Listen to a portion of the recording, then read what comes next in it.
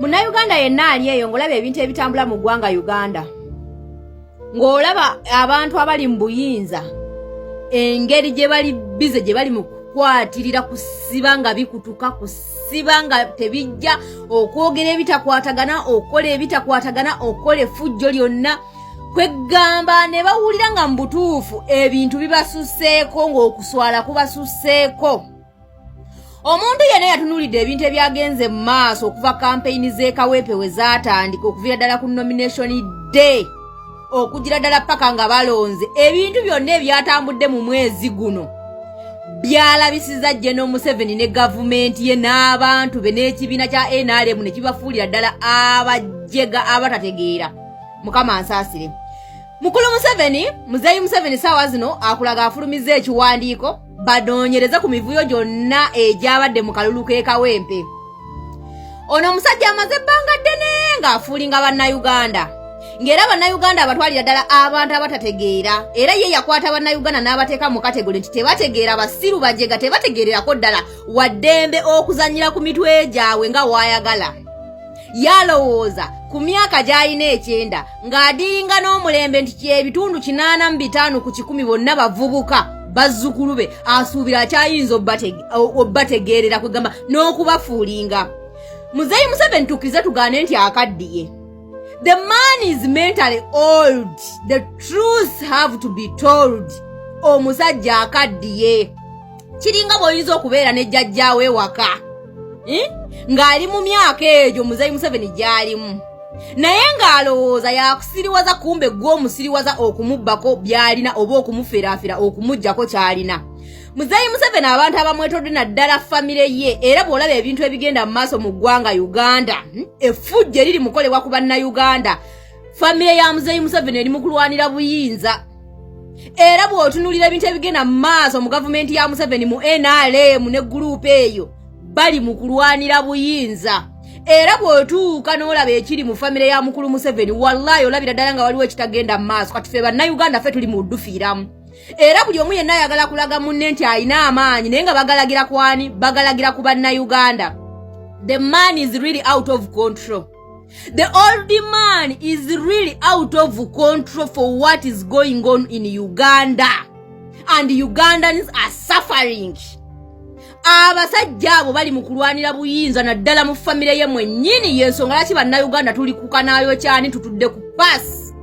Naye ng'abantu abatutuusiza ku paasi they are just using Muzeeyi Museveni as a shield to protect them okutuukiriza ebigendererwa byabwe bye baagala mu ggwanga Uganda nga beeyambisa oyo omuzeeyi. Afulumiza ekiwandiiko and now is pretending as if what happened in Kawempe he really don't know. Era ayagala banoonyereze kuki about UPDF he is the commander in chief. About JAT.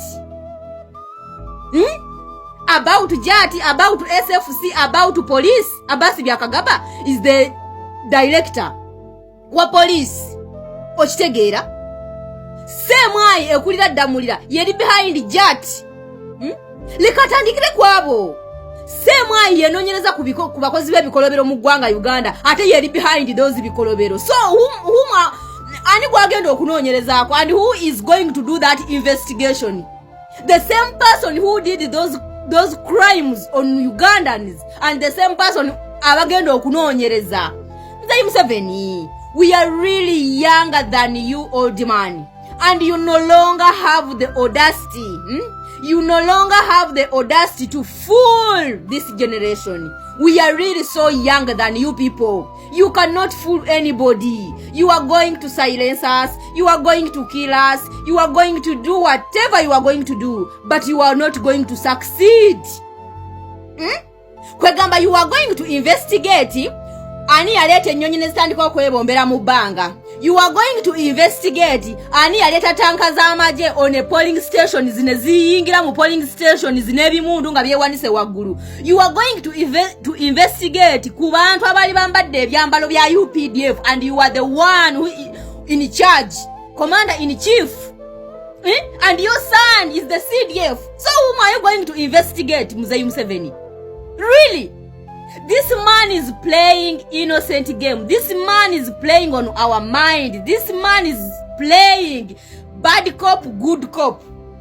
But really, Museveni and NRM government and your group, you no longer have the audacity to fool us, to fool Ugandans. And we are really tired of you. You can do your nonsense, you can do whatever you want to do, and we are going to just watch. They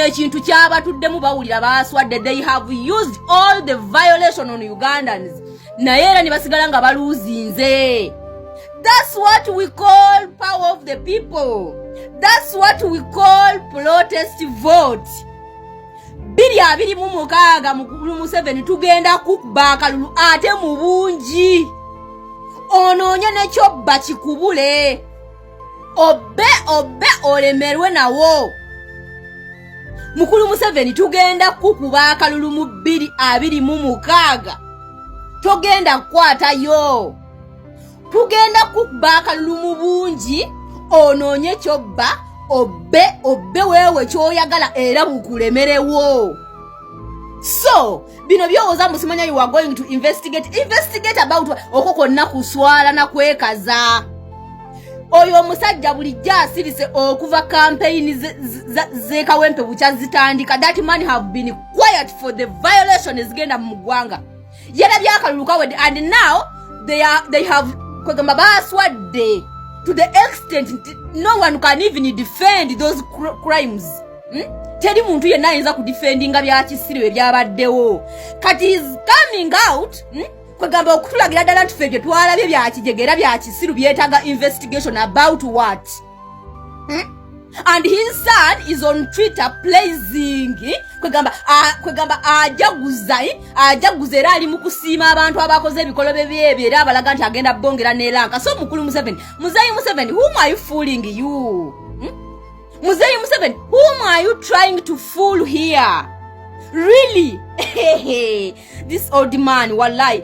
You can even oyinza okuwulira ebigambo Muzeeyi no byayogera n'omanyira nti this man is really mentally old.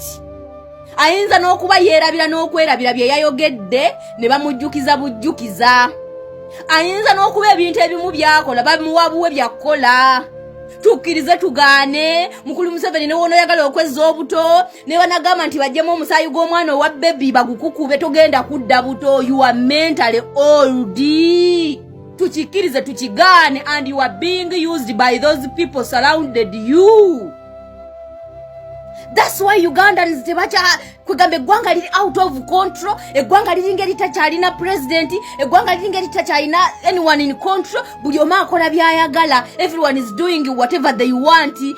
They are untouchable. Whatever nonsense. And gwanga lili totally messed up. Kati avaya tulaga nti he don't even know what is going on. So he wants to investigate. Ovanga kutata atandika okunonyereza biki ebiri mu makage ye mwennyini mwabeera mwasiiba mwasula naye nga tamanyi bitambula mu makage nga yeetaaga kubinoonyerezaako. What a shame, Muzeeyi Museveni, at your age. What legacy have you built? What legacy have you have? Legacy ky'olesse mukulu Museveni. Really, you are shameless now. You are just moving like a shameless old man. Your government, totally, they are no longer have any moral authority to speak. Kubanga muswadde ne muva mu kuswaluka ne mudda mu kuwemuka.